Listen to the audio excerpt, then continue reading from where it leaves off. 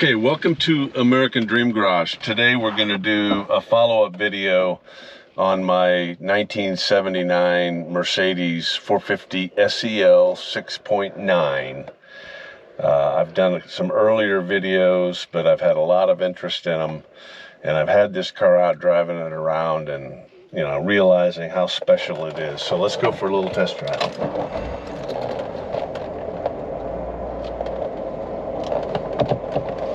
So,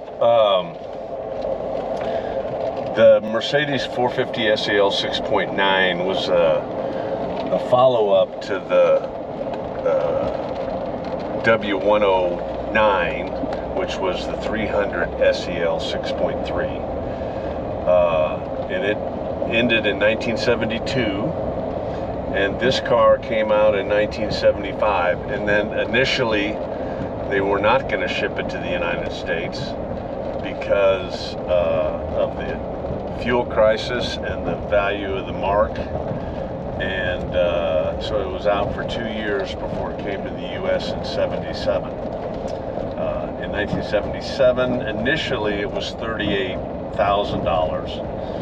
And it grew with, again, valuation of the mark and other things, to $52,000 in 1980. There were about 1,800 of these shipped to the United States, and only 7,000 overall worldwide.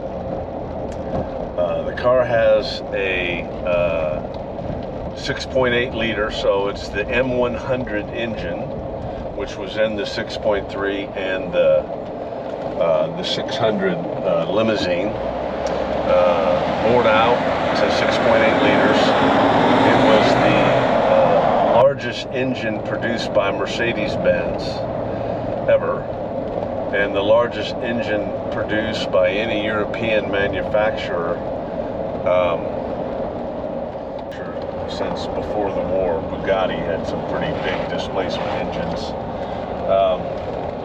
The car in European form had 286 horsepower, but in the U.S. with emissions, and in 79, that was probably the height of the downturn, was 250 horsepower, capable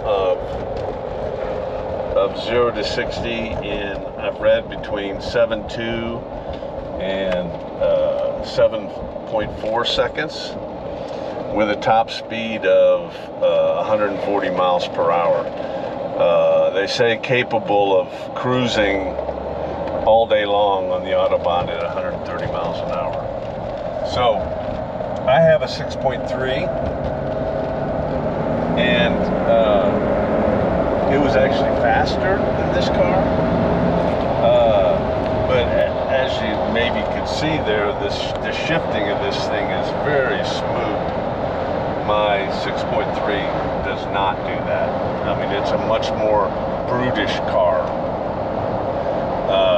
than this. This is getting to be a little bit more refined. But the interesting thing about it is, so at $50,000, I believe the car was the same price as a Rolls-Royce.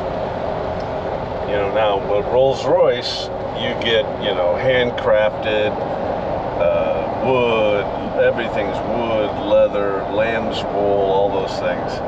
This car is basically indistinguishable from a normal 450 SEL. The only differences were obviously the engine.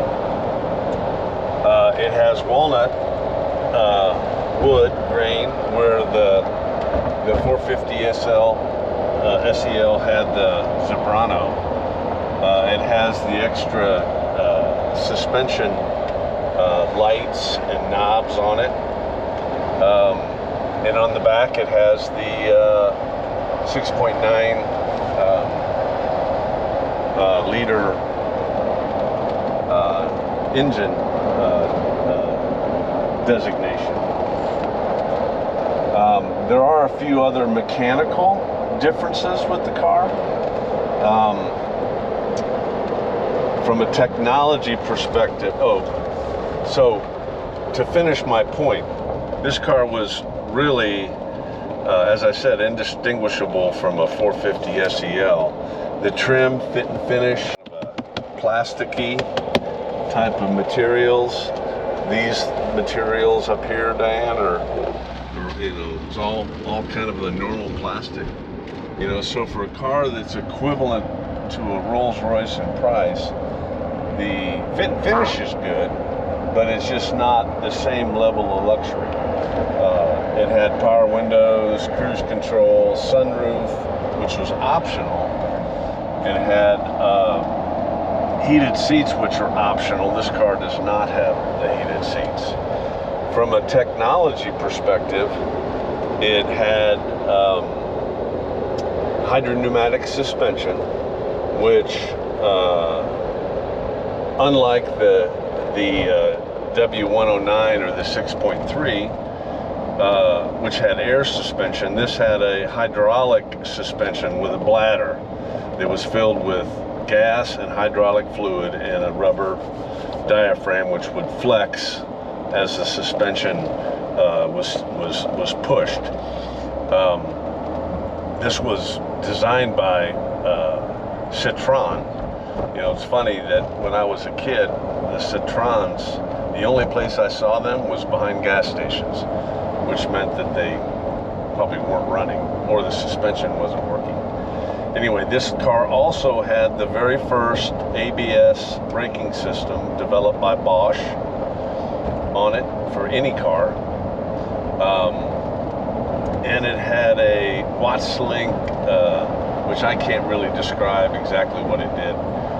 Suspension in the rear that prevented squatting on acceleration and raising up on hard braking.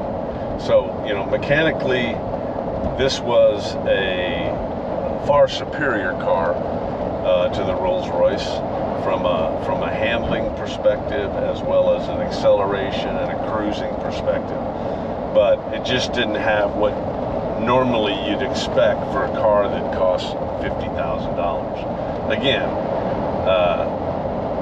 Rolls-Royce $50,000. I would say, I'm just going to guess and say in 1980, a Cadillac would have been in the $15,000 range. I'll confirm that.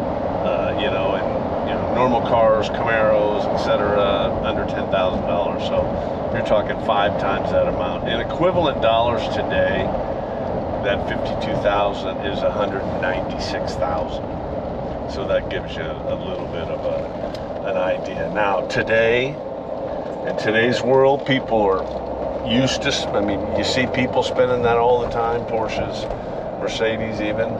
Back in the day, no, people didn't spend that kind of money on cars. So anyway, a wonderful car to drive, smooth.